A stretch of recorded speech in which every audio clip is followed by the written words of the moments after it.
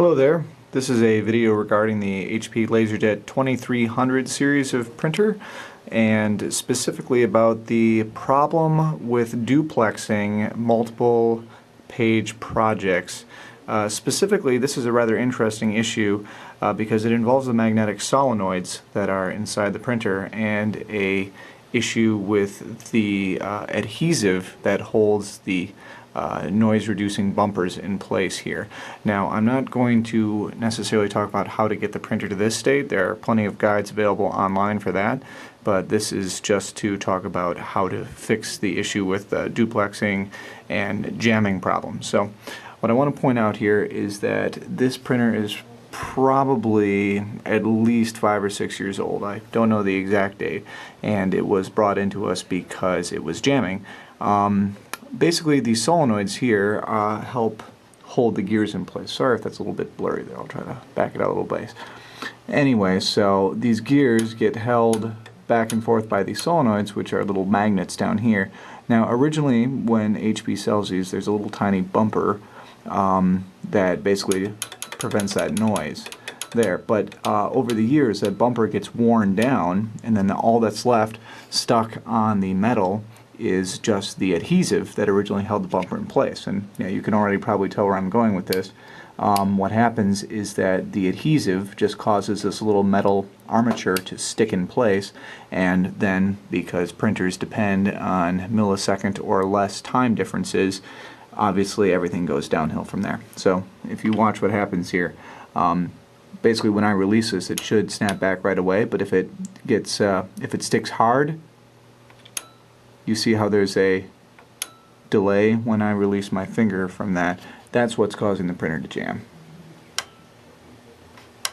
The one that causes the duplex problems in particular, I think, is this one, which has the exact same problem as the other ones. So, we have to remove those solenoids. Once you have the solenoid removed, just one screw down there should do it. What you can do is remove the spring from the solenoid that holds the armature in place. And yeah, just to try to turn this into the light here, you can already see that there's all kinds of black gunk caked on the top and bottom there. That's the remainder of the bumper. So here's a bumper right there. And there might have been a little bit of one up there at the top as well. So here and here, we need to just get all of that stuff just rubbed completely off. You can replace it with something, maybe wrap some string or some sort of non-adhesive method, but really, for a printer this old, I'm just going to choose to leave it completely uncovered. It might make a little bit more noise, but at least we can be assured that this problem isn't going to happen in the future. So we go find some rubbing alcohol and a tissue and go to work on it. So as you can see here, we've removed all of the adhesive from the armature of the solenoid, and we've also taken it off the body of the solenoid. We can see how clean that is right there. No more of that black adhesive. Now, while I was doing this, I looked online, and it seems that, contrary to what I said previously, what we do want to do is actually take some kind of piece of plastic or some sort of magnetic resisting stuff and just stick it back on the place where the adhesive used to be.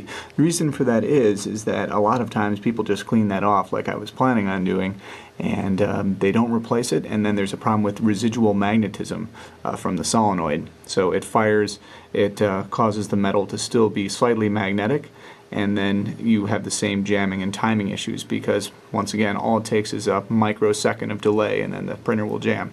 So what I'm going to do is I'm just going to stick a little piece of tape back onto there, and I probably can't do that while I'm holding the camera, so I'll just demonstrate again when it's back. Now, as you can see, that's what it looks like with my little gray piece of electrical tape stuck on there. Now you can go ahead and put the spring and the screw back into the solenoid and hook it back in. Just be very careful when putting the spring back on there, because I would suggest doing it from this angle here, otherwise that spring is going to try to act like a rubber band and shoot off into far corners of your office, which has already happened to me twice now, so just be careful when hooking that back on. Now, even though it doesn't have to be done, I've also removed the tray 1 and tray 2 solenoids as well to prepare to clean them. Yeah, you can see how much crud is on there. Try to zoom in a little bit. Yeah, that brown patch there, that's what is on all the solenoids, and that's what you need to remove because it gets really sticky with use. It doesn't feel as bad as the duplexer one was. But yep, that is the main cause of the sticking issue. So we'll get those cleaned off and hopefully things will work. Once you've taken care of the other two solenoids for tray 1 and tray 2, right before you put it back on, go on and give it a try. You should be able to press on the armature really hard and still not have it stick at all. So that should mean that, of course, the adhesive, thanks to the little electrical tape I put on there, it's not going to pose a problem, and we're not going to have any issues with residual magnetism either. By the way, if anybody knows where this part goes to, I think it fell off of the network card box at some point, so I don't think it's anything important, but if you know where it goes, please let me know. Thanks.